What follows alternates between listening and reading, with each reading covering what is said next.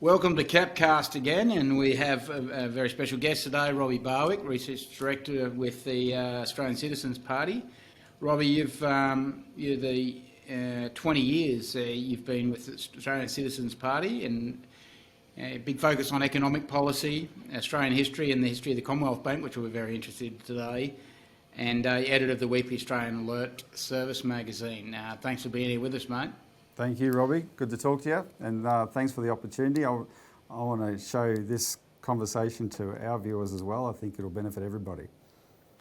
Yeah, it's a funny conversation. We're sort of doing in the reverse, but what each other's occasion on podcasts, and you're usually doing them as well. With we call.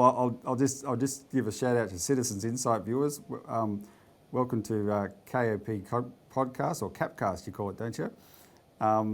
And I recommend you look them up and start following Robbie regularly.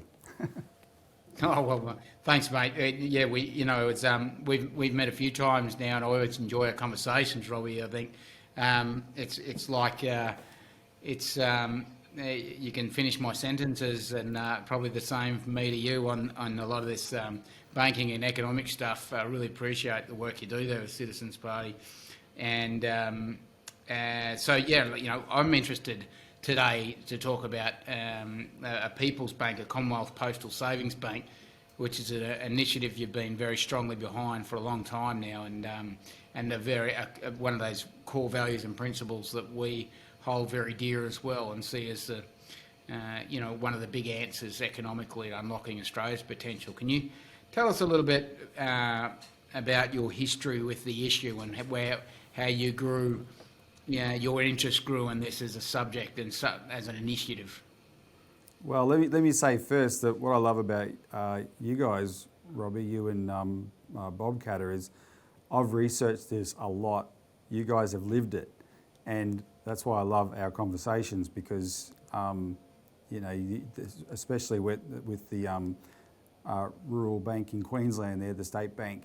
And the various roles that Bob Katter had in that, and the people and that you've been able to come into contact with there, that is the real history we need to bring alive to people, because we did it not in the not too distant past, and we need to do it again. Yep. We've had this 25-year aberration in our history where for 84 years we had a public bank, a really good one called the Commonwealth Bank, a national one. You had a lot of state ones. And then we decided to get rid of all of them, and we've had 25 years where the private banks have had all the say, right? No alternative to private banks, and look where it's got us.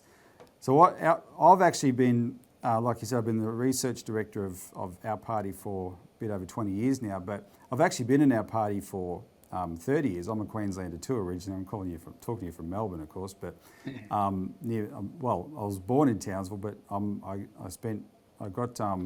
came of age near Bundaberg and Childers there, and I remember when I was about 18, they shut down sand mining on Fraser Island, and I remember how enraged the local population was, because all these jobs were gone, etc. And then I remember what the prescription was, what the solution offered to the public was. Oh, you'll have tourism, that'll solve everything. And then. Because I got involved in politics on that, and I was paying attention, that assurance was repeated all around Australia for the next 20 years. Shut down industry after industry after industry, or you'll have tourism. And frankly, look where it's got us, right? We've deindustrialised. And so our party has always been looking at, look, we need to reindustrialise, and that requires investment. And how do you make sure that you get the investment into these areas that make sure our economy works at a basic level? And that's where the history is relevant, because what the history shows is the big progress in Australia was always invested in by a public bank, right? And the Commonwealth Bank took the lead on that. Various state banks did their bit, etc. Because a public bank does what the private banks don't want to do. They're there to maximise their profits, and as long as they do that honestly, that's fine. But banking has this incredible power, right? You can extend credit and create wealth, right, by backing people's innovation and ideas, etc. And when you're doing that into the real key industries like agriculture and whatever, it makes the country flourish and progress. And without that, and with only having private banks, you end up starving those key sectors of credit, which has been the story. So we researched all this. I can tell you chapter and verse all the great things that the Commonwealth Bank did. But what we've found also in politics, and you guys would know this, the banks are the most powerful lobby group. That's why it was so hard to get the Royal Commission up. And since we got it up, nothing's really come of it, right? No. So they see something like people promoting a public bank again, and they're going to shoot it down. And we've been promoting our public bank, but then I picked up from actually your party. It was Bob Katter and his staff who told me about you guys had this idea of let's have a postal bank. In 2020, a Labor Party think tank called Per Capita put out a report on a postal bank. And that was, I have to admit, that was the first time I'd actually thought, well, hang on, yeah, we could get our bank through this way, through meeting a need that really exists. Well, this is a revelation to me, Robbie, because I thought, I'd certainly heard the concept and talked about it, but I thought you'd had that for years prior, so I'm surprised you say that. No, we had the public bank for years, but not the idea of the postal bank, right? Hang on, this really is a win-win way to bring this about. People are losing their banks, their services. The banks are just terrible on service. You got these post offices, we can talk about this, but also the Christine Holgate episode brought this home. It really is the win-win solution. And then I read this report, heard from your party that you were talking about this around the time of the 2020 Queensland state election, and I thought, hey, this is a really good idea, and that's how we came to getting behind the postal bank campaign. And since we have Robbie, it's no holds barred. This has become our number one mission.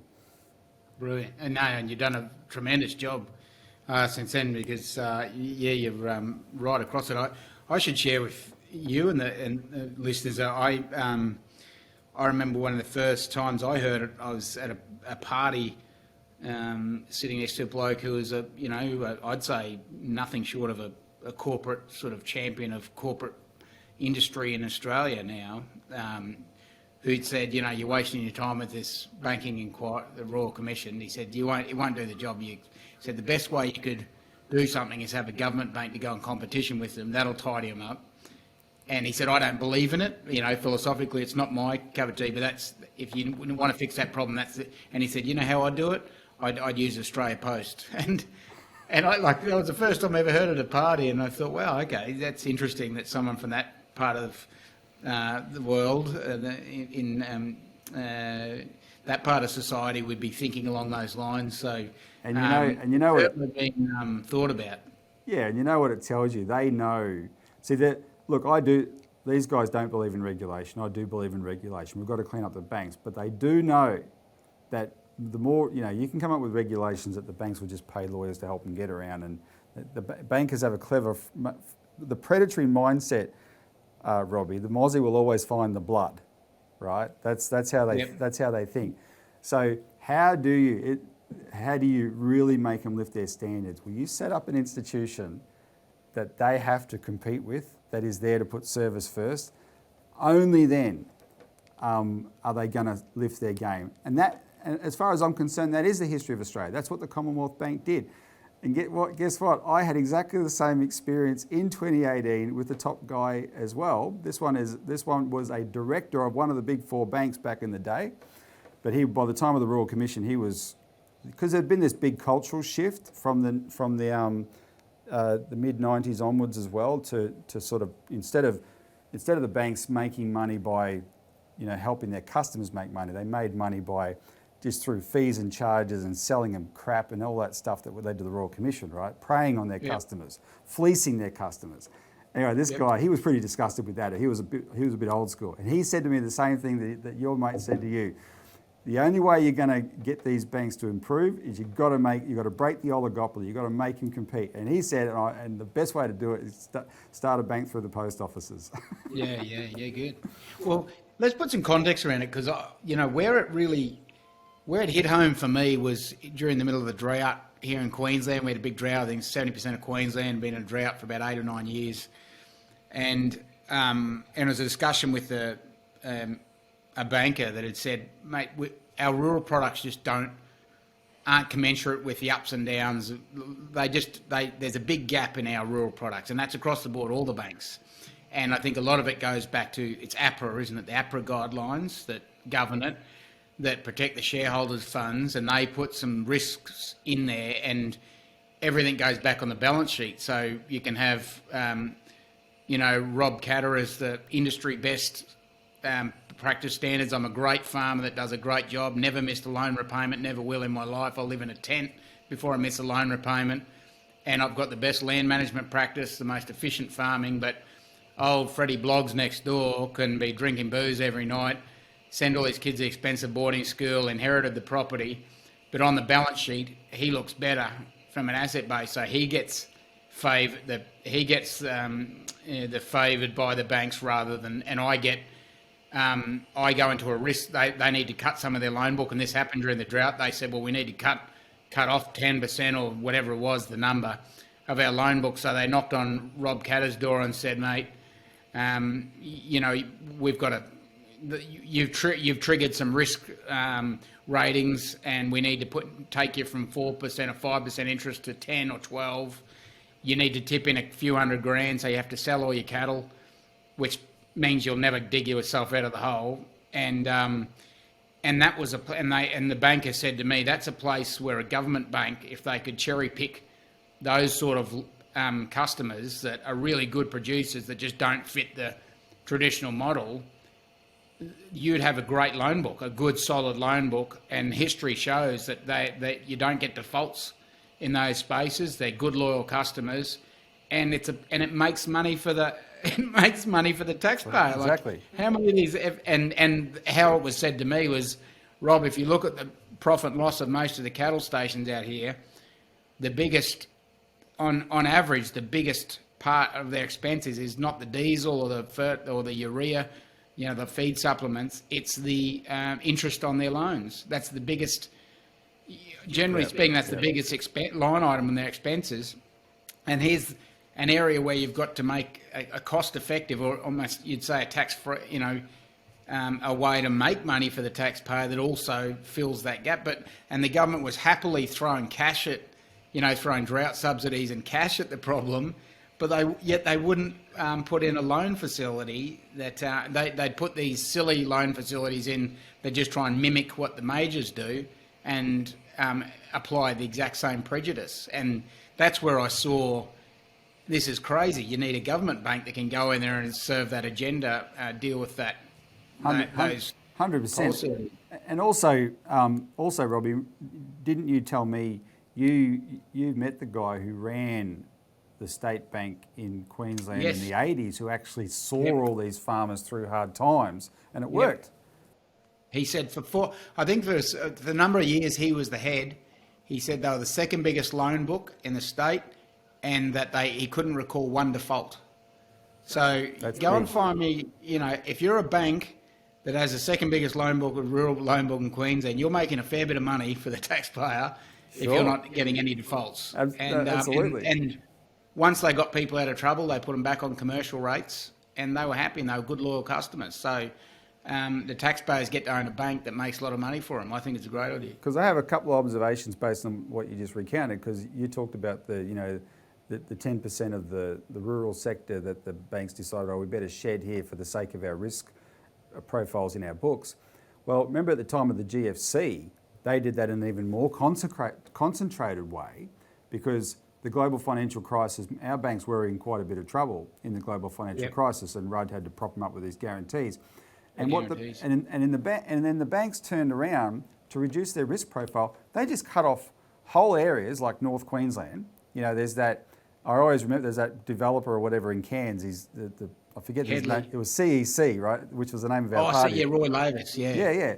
Just perfectly viable operation, a big operation. Yep. The creditor just pulled out because someone in Sydney office had said, okay, that's part of the risk profile we're just cutting. Right? Yep. And no rhyme or reason except for that, because the internal state of their books come first. And the other one was the Bank West customers. Commonwealth Bank buys up Bank West to save it, but then all the small business customers got cut off at the knees for the same reason. And the irony of the worst part about Commonwealth Bank and the Bank West one is both of them used to be public banks. And if they had stayed public banks, it would never have happened. They would never have got in trouble in the first place, right? And they would have been able to absorb all that. And I remember, in 2012, because we and Bob Katter went over there, but they had this debt crisis in the Western Australian wheat belt, right? And Bob was there and we were there, but the issue was the same. And Bob put up, we didn't coordinate this message. He put up the same argument as we did. Here you had, this is our wheat belt, the biggest wheat growing area in Australia, at a time when food is a premium around the world, and these farmers were being foreclosed on en masse because of their debts. And Bob's argument and our argument was we just bailed out the banks by taking over their debts and basically saying the federal government's credit rating means we can borrow at 4% then, right? Yep. And the banks can use our credit rating to get themselves out of trouble. Well, why couldn't we have done that to farmers who produce our food? Here they're paying 12%, 15%. Yep. Well, this was before the Royal Commission. So the Royal Commission banned, one outcome I understand, you correct me if I'm wrong, was it at least led to the banning of penalty interest rates. These crazy banks would find farmers in trouble and hit them with higher interest rates because it was all about their risk and not the farmer's situation, right? So we could have said, no, don't give them higher interest rates, give them lower interest rates. Here, we will buy out your debt, you'll be paying 4% because that's all it cost us to borrow, right? Cost free, no one makes money out of it, you come good, and then you can transition back. And that was Bob's experience talking, of course, but it was the right thing to do. That's what a government can do. And that's not costing the government a cent, Robbie. Not costing a cent. That's what the government can do. And a bank can be dedicated to doing that. Yep, I think the last iteration we had in Queensland was QIDC, Queensland Investment Development Corporation. Yeah. That sold to Suncorp. Yep. For 1.5 billion, and the biggest argument they come up with when we try and raise the idea that in the state, in Queensland in Parliament, they say, "Oh, it's too much risk for the taxpayer. It costs them money," and I don't know I don't even know how to respond to that. But banks, every iteration we've ever had of this has made a tremendous amount of money for the Australian taxpayer. So it's just absolute nonsense to the arguments, and that's the best argument they ever come up with, which is really silly. But it's a bit more than that, Rob, isn't it? Like it's not just the banks themselves, it's an economic ideology. The free marketeers, the economic rationalists for the last 20 or 30 years, they've populated our universities, our schools, and told us that regulation's bad and anything owned by the government's horrible. And it's starting to catch up with them now, and these disruption in the global economy, where we've forgotten that sometimes you do need some agriculture and some manufacturing and those sort of things. Yeah. But that's one of our big enemies with these initiatives, isn't it? Look, this is part of what I've spent a lot of time researching, that the way they brainwashed a generation. Now, to simplify it, I actually take it back to things I hope people can remember, people my age and above can remember, because the people who gave us these arguments had an agenda, right? And the agenda was simple. From about World War II onward, you'd had an understanding, thanks to the Chifley Curtin government in Australia, Franklin Roosevelt in America, Clement Attlee in the UK, etc. You had an understanding that, okay, this ideology that had defined the fights in the 30s, where someone who's a hero to your party and ours, Ted Theodore, in the Great Depression, wanted to use the government's own bank to alleviate unemployment by investing in job-creating projects, right? Yep. Public works. And he wasn't allowed to. And this was a debate that went around the world, actually. But Roosevelt, that was the year before Roosevelt became president. And then because Roosevelt became president, he did it. And then that led into World War II. When our Labor government came back, they were able to do it. And by the time the war was over, there was a consensus around the world. There was a new way of understanding the economy. And the government had a role to play. And I like to compare it to ballast in a ship. right? Unless the Yeah, government provides the ballast, there's no stability. You know, you can have all the flashy stuff, whatever, but Yep. the ballast comes from the government making sure the basic things happen in the economy. That was the consensus. And then in the 70s, these ideologues, and they're around people like Margaret Thatcher and whatever, in Australia, Yep. John Howard. The real shock in Australia was the Labor Keating, John government, Howard, Keating and Hawke, right, bought into the Yep. same thing, right? But the ideology was, I know, government's inefficient. We've got to get government out of the economy, and for the way I simplify it for people is that it was just the little prejudicial things that they would get us all to buy into, like the guy on the stop go, the council worker on the stop go sign. Oh, look at that lazy guy. That's his only job. What a life, right? You know, I'm some hard-working small businessman, and I pay rates, and my council can pay this guy just to hold up a sign. And that, I remember as a kid hearing people whinge about the lollipop guy on the council, and then also the for some reason they didn't like telecom workers. They thought they had a cushy job too. You know, they'd knock off at lunchtime, and because he works for the government, right? What an easy life. And it's clearly inefficient. But see, and they called there was all this fat. They would make us want to think of it. There's all this fat that had to be trimmed. Yeah. But now I see that the fat was actually redundancy, and you know it's redundancy when you don't have it anymore, and something goes wrong and everything pancakes, right? There's nothing to absorb the crisis. That's why we had that redundancy in the past. But they made us all buy into this, and so we accepted privatisation and we accepted this stuff.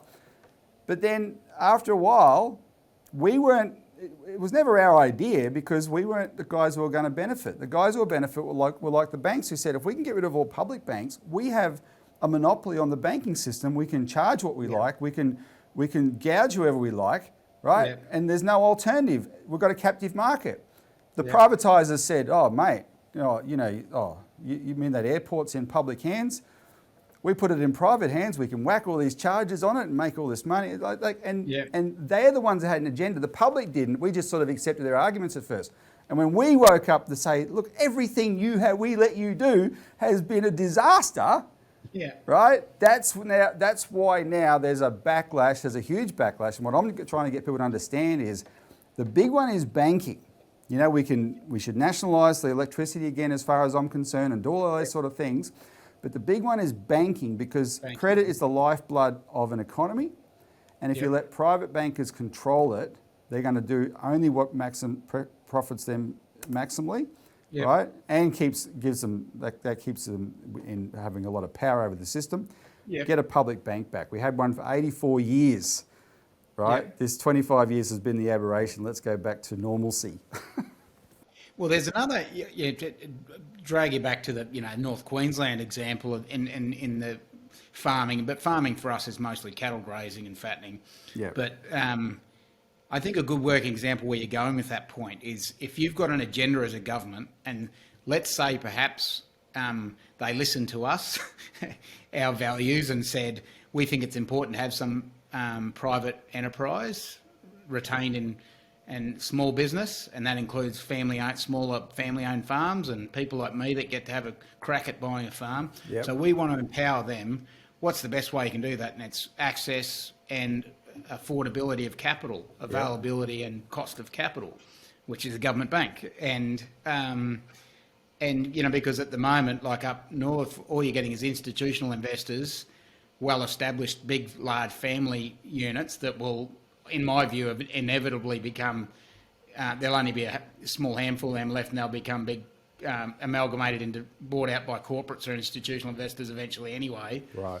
So how do you create that space? And I mean, the best I can ever come up with is have something that's prejudice back the other way, that will give an advantage, or at least allow that smaller economic unit to compete in that space, and that's through access and affordability of capital, in my view.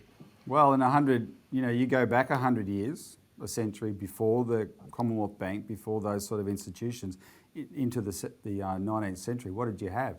You had, especially in agriculture, dominated by big corporations and British pastoral companies, not family farms, right? And the family farms movement grew along with the people saying, we need, public credit. to make this happen, because it's better for Australia that our agricultural land isn't dominated by the equivalent of the Vesties were an example of them, right? But they lasted a long time. It was the whole thing was the Vesties once. The Vesties, AACO, that was the whole country.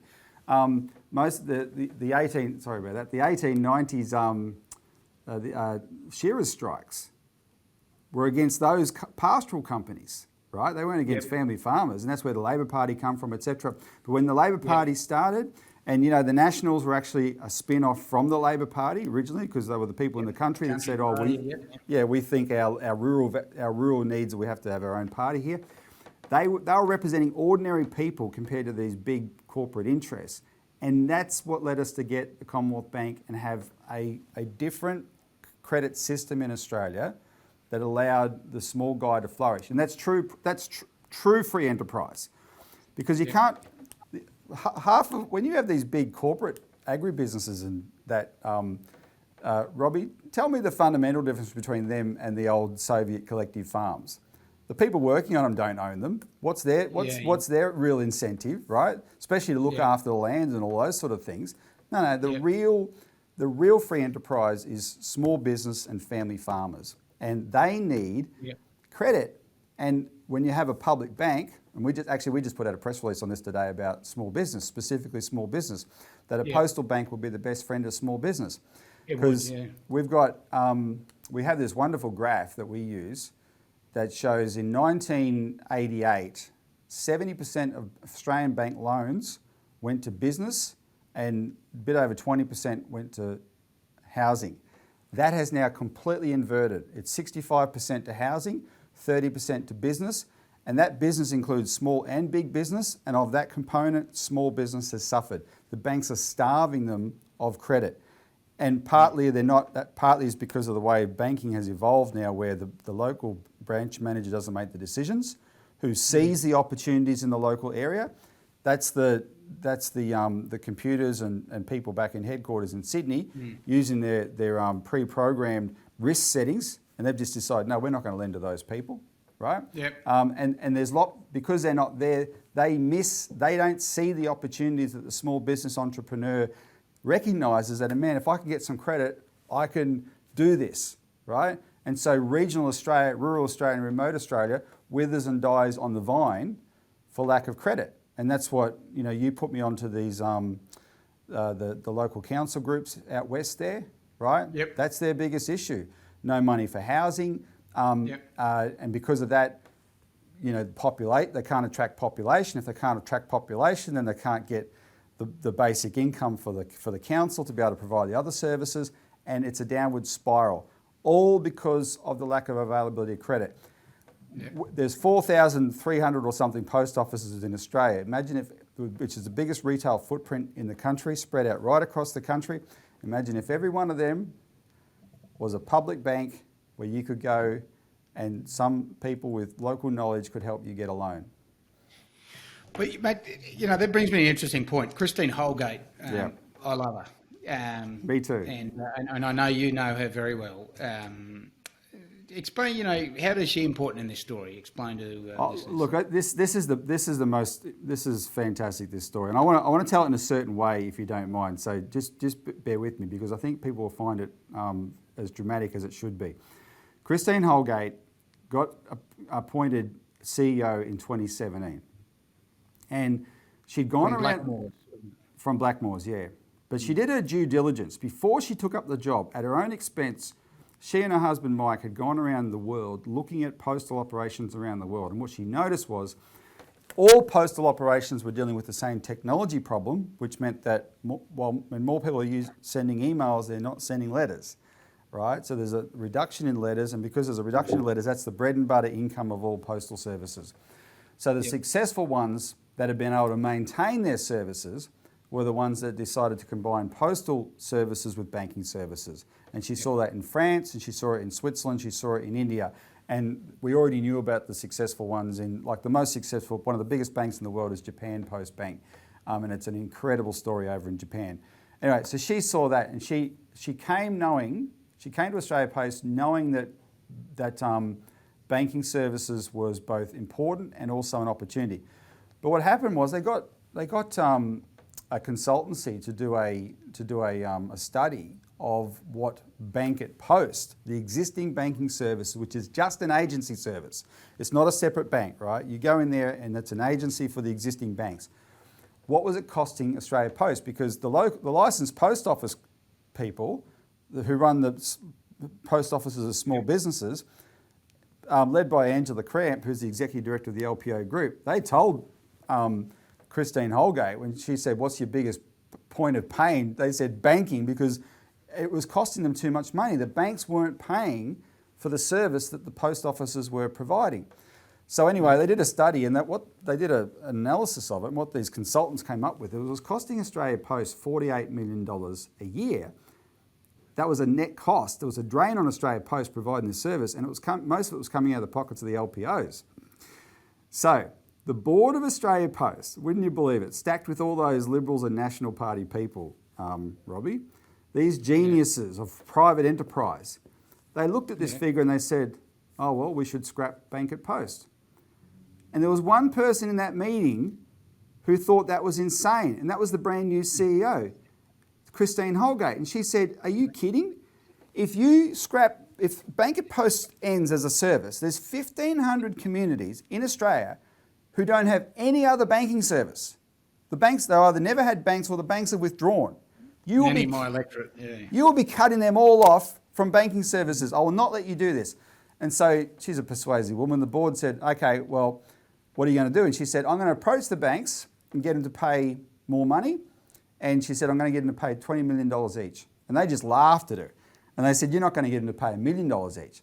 And they said, okay, you have until the 30th of September to do this deal, or else we're shutting the service down. They gave her a deadline. This is 2018, right? They gave her a deadline. So she flew into action, and we've met her. She is a really smart, creative CEO, Christine Holgate. She gets 4 top execs to work with her, and they worked weekends, public holidays. Well, I spoke to the staffer of one of them who told me her boss in that period was working 23 hours a day on this, and they were crunching the numbers and they were doing everything they had to do, and they were approaching the banks, and it was Christine's job to call up the banks every weekend or so, like every Friday or so, and say, do we have a deal yet? And they were so nice to her because she's a lovely lady. So the CEOs of all these banks, by the way, Robbie, this is when they're going through the Royal Commission, right? They're saying, yeah, Christine, yeah, we'll do the deal. But it was going nowhere, right? They've been nice to her face and it was going nowhere. So Just to backtrack, I think she would have made a lot of political enemies in that initial meeting when she told everyone they were silly and she'll solve this. I think that might have been the beginning of the end for her. Absolutely no doubt. But you know what else? You know what else happened that year around that time? You can see it in Michael West media. Now, Michael West is someone who supports this as well because he used to be the finance editor for the Financial Review. He's a top finance guy. But he went off and started his own independent media because he thought the mainstream had become too, in the pockets of the big corporations. Anyway, he reported at that time that she was planning to start a postal bank. And he predicted, the first line of his article, he said, the banks will fight this tooth and nail. So the same bank, she's calling him up, do we have a deal yet? Do we have a deal yet? And Shane Elliott and the American guy running Westpac at the time, and Thorburn, who just got in trouble here again, down here in Melbourne, but from NAB, and the guy at Commonwealth Bank, yeah, Christine, yeah, we have a deal. We'll do a deal, but nothing was happening. And I think it was the 27th or the 28th of September, they still didn't have a deal. But this is where it gets dramatic. That was the day of the AFL Grand Final between Collingwood and West Coast Eagles. Now, Christine is on the board of Collingwood. And so she was at the grand final in the corporate box, and there was none other than Josh Frydenberg, who was a brand new treasurer. He'd just been treasurer for a month because it was only a month earlier that Morrison had rolled, Malcolm Turnbull. So Christine, being Christine, said, I'm going to talk to him. She goes up to him and says, Josh, I need your help. This is a really serious... She was stressed because she had this deadline, and she didn't want to be the CEO who scraps Bank at Post. And he said, okay, come and see me on Monday. Something she said got through to him. When he went there on Monday, a couple of things. She laid out the issue. Frydenberg was there with a Treasury official, and that Treasury official said, yeah, we know about your proposal. The banks, because he used to work for Morrison before Frydenberg, he said the banks have been calling Scott Morrison to complain about you. So to her face, they were nice. Behind her back, right, they were two-faced. Anyway, for whatever reason, because I'm not a big fan of Frydenberg, for whatever reason though, Robbie, he got it, that this was reasonable. And I think, actually, I have a theory. If the Royal Commission hadn't been on, where the banks were getting exposed every day for what bastards they were, I think Frydenberg, himself an ex-banker, probably saw $20 million a year is a reasonable price to pay to get some goodwill back, right? Yes. So he said, I don't know what he said, this is my theory, but what he said to Christine is, I'll help. He made the call to the Commonwealth Bank that got the Commonwealth Bank CEO, Matt Comyn, to agree. And once Matt Comyn agreed, Westpac fell in line and NAB fell in line. ANZ refused to deal. The fact that ANZ refused to deal tells you what a big deal it was, right? This was the banks being made to pay $20 million for something they got for free before. They didn't like to do that at all. Anyway, you can see the press conference Christine gave. She was so emotional that it had come down to the wire, and she didn't just land the biggest deal in Australian Post history. She saved 1,500 postal banking services for 1,500 communities. And you know what she did out of her exuberance and relief and to celebrate this had happened? You know what she did to reward those 4 executives who had worked with her for so hard for so long? Gold watches. She gave them a Cartier watch each. And 2 years later, that's what she was assassinated for in federal parliament. 2 years later, mind you. Right? And when people hear that story, it blows their mind that that charade in 2020 was about that story where this woman who should be one of the great, in the pantheon of Australian heroes for what she did, was crucified in the way she was. That's the issue. But to me, what I took away from working with Christine and getting that story out was her insights gelled with our insights of how important banking was to postal services, right? And also, communities need face-to-face banking. And that's why out of that has grown this postal bank campaign. It is the win-win solution. Yeah, what a hero. And tell us, mate, this stuff is not that radical. New Zealand's got this up and running now. Well, New Zealand is the perfect case in point because their banks are our banks, right? It's also a good study of how to think about this politically because they privatised their bank like we privatised ours. They actually were earlier. In '88, they privatised the bank in New Zealand. But unlike the Labor Party here, probably New Zealand, like your dad, Bob, was the sole guy in the Nationals to quit over economic rationalism. He said, no, I'm not tolerating this at all. This is a betrayal of our constituents. No one in Labor did that under Hawke and Keating, right? But in New Zealand, someone in Labor did. And his name was Jim Anderton. He quit the party over the sale of the Bank in New Zealand. He ends up starting this breakaway party, and they said, we need a public bank back, and they campaigned hard for a public bank. They got into power in 2000 in a coalition with the Labor government, and they had one condition, public bank, right? And they had to force the Labor government to eventually cave in, but they did. When they set it up, they called it Kiwi Bank. The first thing that happened was the private banks all announced a moratorium on branch closures. Oh, we're not going to close branches now, right? Costs came down, margins came down. They were hoping no one would go to Kiwi Bank.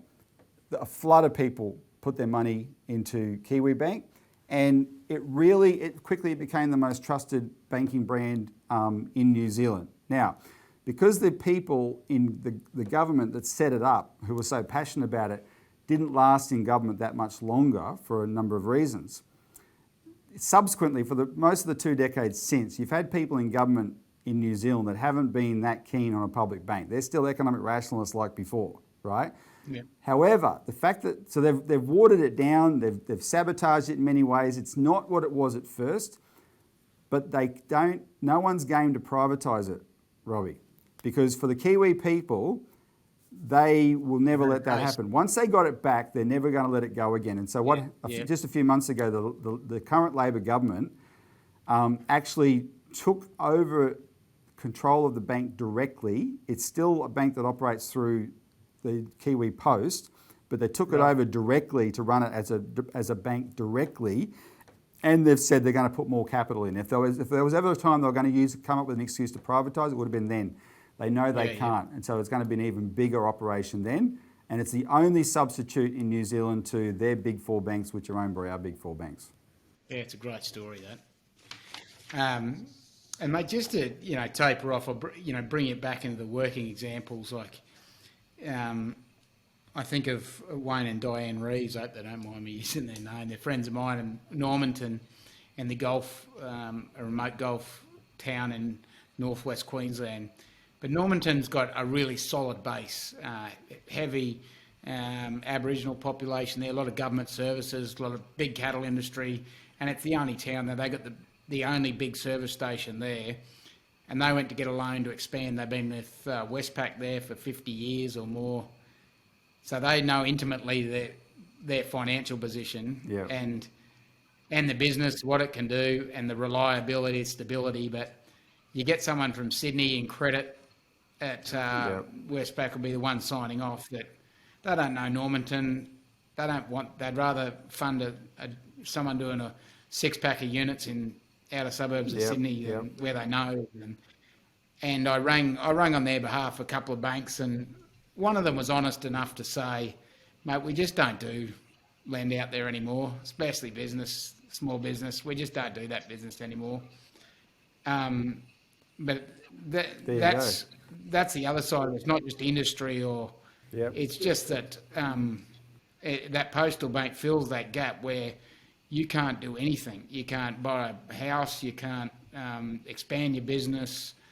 It's just going to get worse and worse until we have governments stand up, acknowledge the problem, stand up to these private banks. The only loser out of all this is the private banks. The taxpayers can only win and win and win again. And like you said, dying on the vine. Like if you're in Melbourne, I think if you're a taxpayer in Melbourne or Sydney or Brisbane, you're not going to want to be subsidising, propping up these towns or these remote areas with cash incentives or whatever. Wouldn't you much prefer to just enable them to naturally look after themselves through a banking system rather than any other form of trying to keep regional areas of Australia alive, which is an expensive way to do it. That's a great argument, because one of the only arguments I've actually had, a genuine argument about the postal bank, with some people that told me they were Labor Party people, it blew my mind, was we don't want to subsidise other people, and they just couldn't get that. Hang on, it's a bank, it pays for itself. But your point is really good. We're subsidising these rural regional areas anyway with cash, right? If you could give them their give them their lifeblood back, give them actual credit, they will make it work. Yeah. And all it means is just understand no one's losing money here.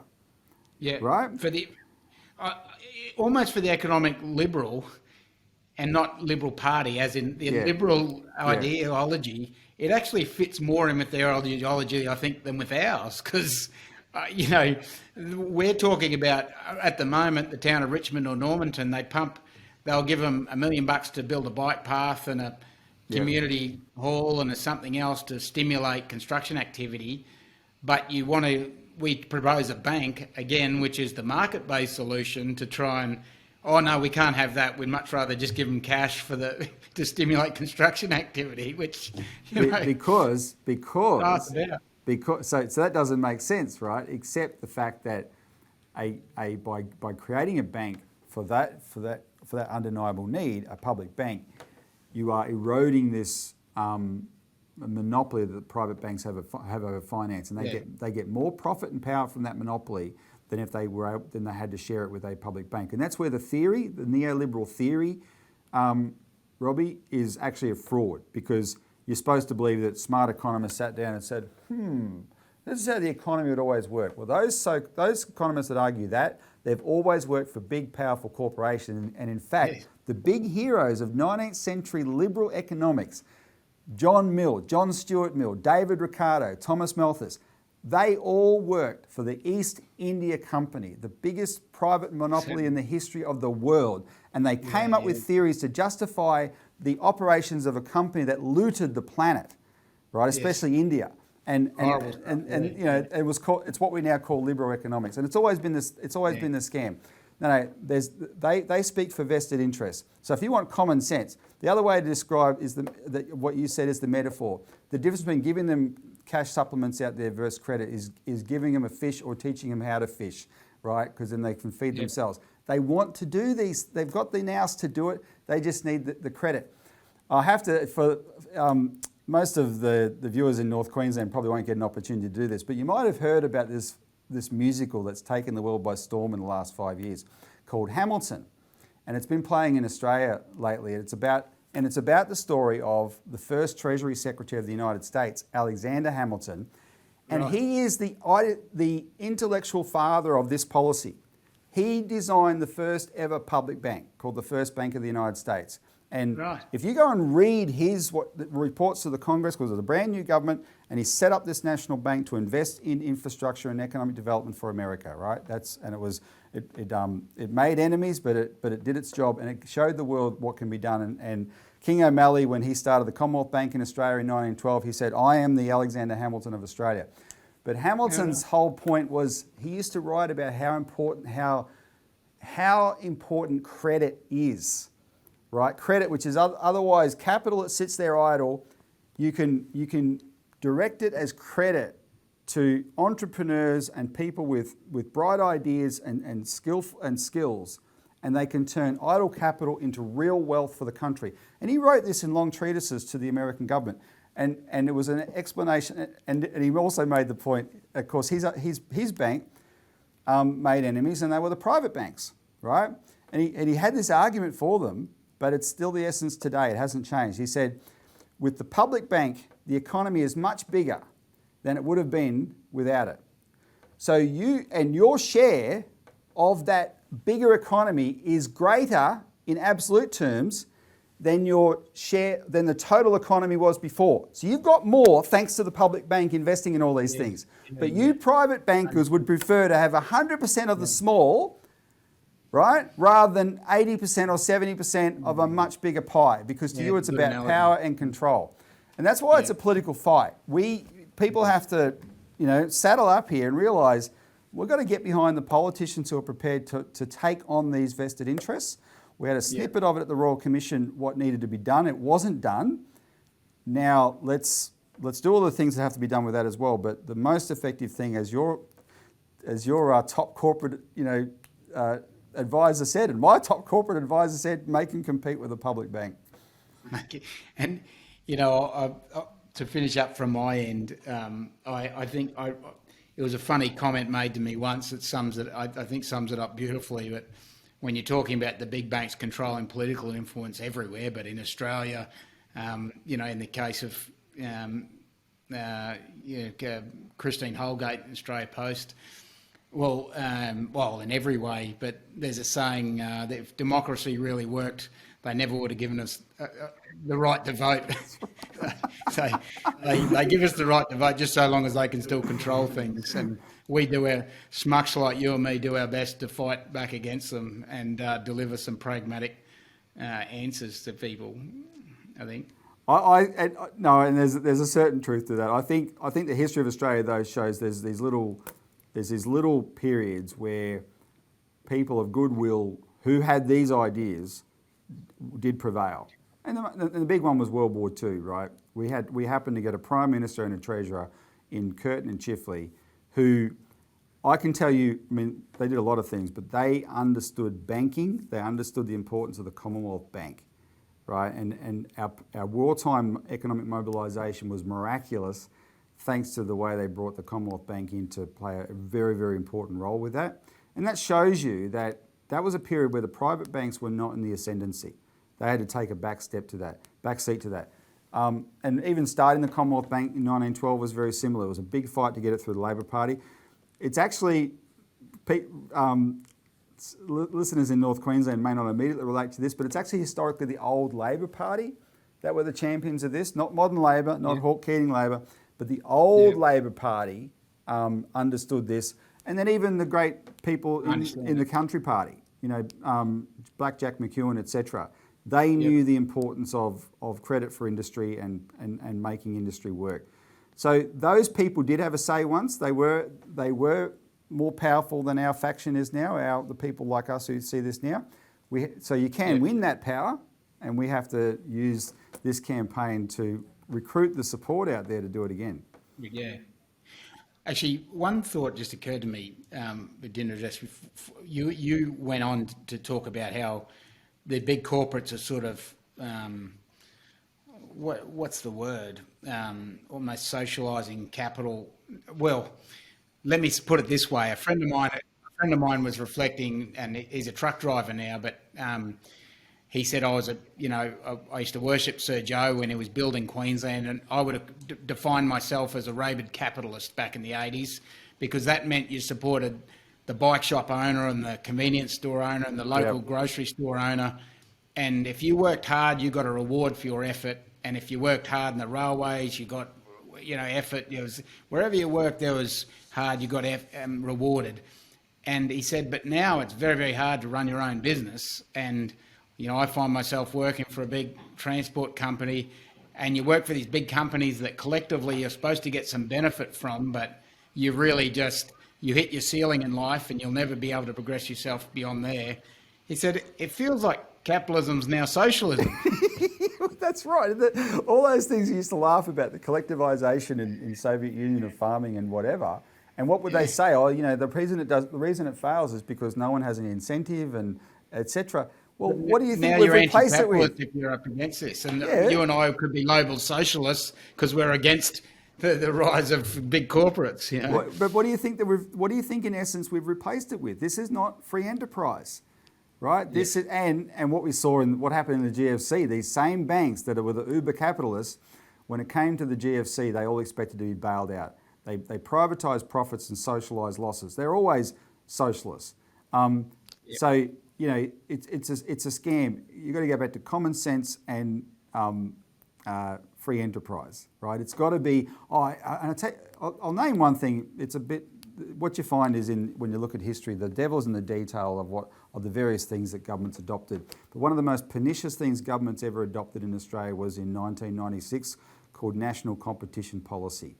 Oh yeah. And now it's expressed in the form of this demand for competitive neutrality. People have said to us already. The Regional Banking Task Force actually produced a report last week that said, that was there to look at bank branch closures. It was pathetic. They didn't say we're going to stop it because this thing was stacked by banks. They said, we're just going to warn people more ahead of time that we're still going to do it.